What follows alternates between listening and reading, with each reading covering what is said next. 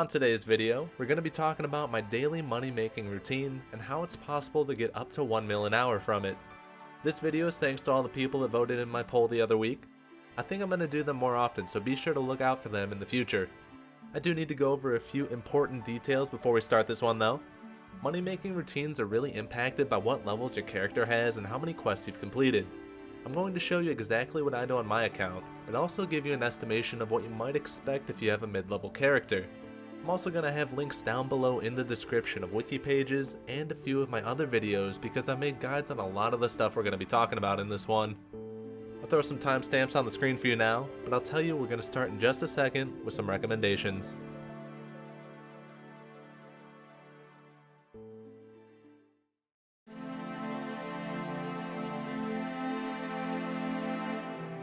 I won't be going over absolutely everything that can be helpful for runs because no matter what, you're going to have to plan out your own personal path, and during that process you'll undoubtedly see what else is nice to have.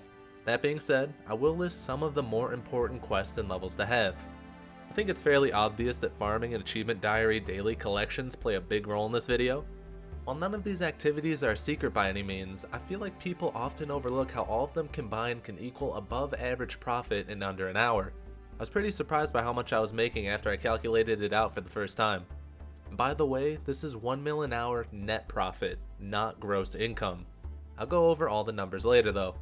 I also feel I need to mention that basically, any of these runs can be done in any order and still be efficient. Only a few things here or there can really be done together. And I'm sure once you plan out your own run, you'll see what is close enough to combine together based on what you have access to. It really is going to be different for everyone.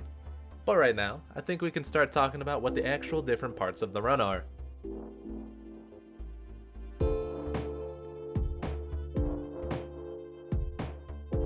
Typically, when I start off for the day, I'll run birdhouses and harvest seaweed since both of them are on Fossil Island. Birdhouses have a chance to give you bird nests that contain seeds, and if you're lucky, a clue scroll for almost no cost. It only takes a minute or two to complete, and you're actually able to run them once per hour. On top of that, they're one of the best time-efficient ways to train Hunter in the long run. While you're on Fossil Island, growing seaweed spores can be done nearby at the top of the island after taking a boat out to sea. A good seaweed harvest can net you some decent profit by itself, and it's one of the best places to camp for the farming skilling pet. Next up, I usually go to the farming guild and gear up to kill the Hespori.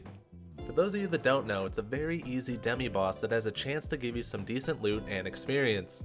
My average kill time comes to just about a minute on it. On a side note, I've actually made guides on everything in this part of the run. If you want to learn more about them, they'll be down below. While I'm there, I also try to do as many farming contracts as I'm able to. I usually have the guild pre-planted for crops that they'll ask for, so I have a possibility to get a few in a row. Once the contracts are all used up, I'll begin my herb run. Nothing really too special about it. I typically do toadflax for the normal patches and then renar for the disease-free patches. I've also added limpwort to my herb run because the seeds are dirt cheap and I'm going to be right next to the flower patches anyway. I understand that having all of the herb patches available is a higher level accomplishment. This is one of the things I'm going to cut back on in the mid-level calculations at the end. At this point in the run, I can collect coconuts from all the palm trees I planted in fruit tree patches. Coconuts are worth 2k a piece and you're guaranteed 6 of them per tree. So it might have an initial startup cost since the palm tree seeds cost a little bit, but because the coconuts regrow daily, you end up making the money back easily. Cactus can only be grown in the farming guild and Al Kharid. The spines you can harvest from a regular cactus are worth over 1k each though. Anilian hops are actually the newest addition to my normal runs because I didn't realize how much money you can make off of them. The patches can be a little out of the way, but they're definitely worth including. The final parts of my run are from gathering some daily rewards. Each day you're able to make easy profit from just a few of the achievement diaries. The 3 diaries I listed at the start of the video allow you to buy staves at a low price, trade flax for bowstring, and obtain free ogre arrows. The staves are the most impactful daily collection, however. Beyond that, we have 2 other collections I personally go for. If you have Nightmare Zone points stockpiled, then you can use them to buy 15 herb boxes per day. All of the herb boxes combined turn out to equal over 130k on average. I'll also make my way to Miscellanea to make sure my favor is at 100% and I have money available in the coffers. For people that don't know what this is, you can obtain supplies from this kingdom after you've completed a few quests as long as you keep them happy and you have some money invested into the kingdom. The quick version is that you end up making 30 to 50k per day as long as you show up for a minute and rake some weeds to keep them happy.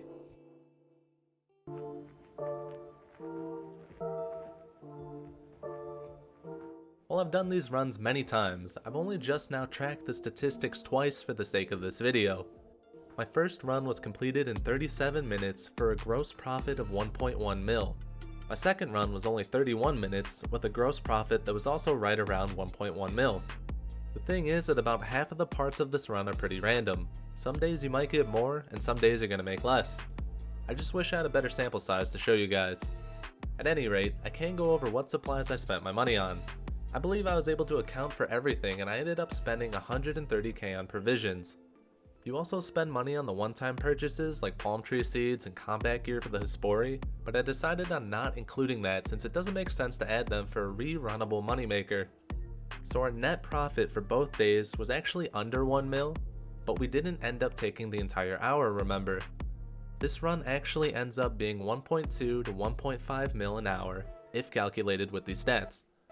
I decided on playing it safe with the numbers because like I said, it can be kinda random during your runs. Now I'm sure you're curious with how much a mid-level account might be able to make with this run.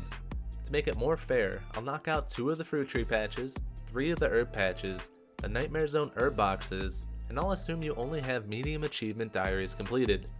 I'll also bump up the runtime to an hour rather than 37 minutes, because I'm sure you're not going to have as many teleports unlocked.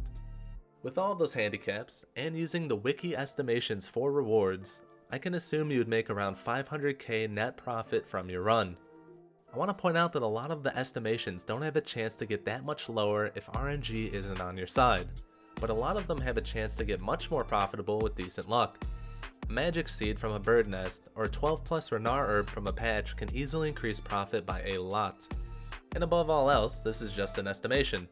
I suggest to give it a try for yourself and see what you end up with.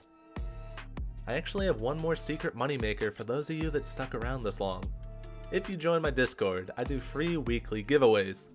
Right now, I've only been having around 6 people sign up each week, so those odds aren't half bad for you.